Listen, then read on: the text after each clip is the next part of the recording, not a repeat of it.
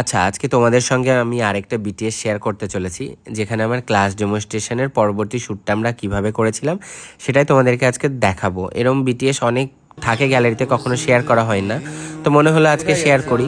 তো এই যে বাড়ি থেকে বেরোলাম, মানে আমার বাড়ি থেকে সবাই মিলে একসঙ্গে বেরোলাম, যেহেতু শ্যুট লোকেশনটা খুব কাছেই ছিল, 5 মিনিটে জাস্ট বাইকে করে পৌঁছে গেলাম সেখানে।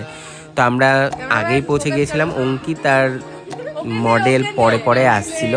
যাই হোক, ওরা ফাইনালি লোকেশানে পৌঁছালো। লোকেশানে পৌঁছানোর পরে যে এত গরম ছিল সেদিন, মানে কি বলবো, আমাকে দিয়েছে লাইট ধরতে। দেখো, আমি কখনো লাইট ধরিনি, তো যাই হোক আমি কাজটা পারফেক্টভাবেই করে নিয়েছিলাম। আর এই যে দেখো পাবলিক রিয়াকশন, মানে পুরো গ্রামের লোক চলে এসেছিলো দেখতে কি হচ্ছে।